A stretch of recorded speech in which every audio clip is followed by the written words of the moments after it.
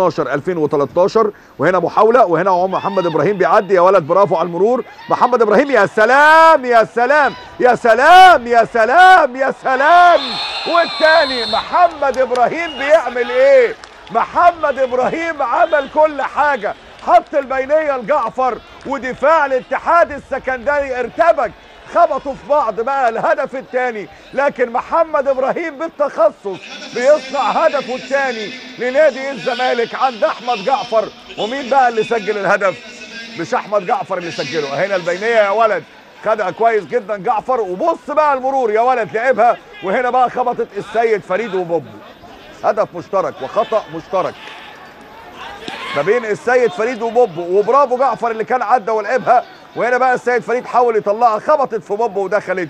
يبقى الهدف الثاني لنادي الزمالك، 2 الزمالك لا شيء الاتحاد. ويا ولد يا محمد يا ابراهيم صنع الاول بذكاء لعمر جابر والثاني لاحمد جعفر.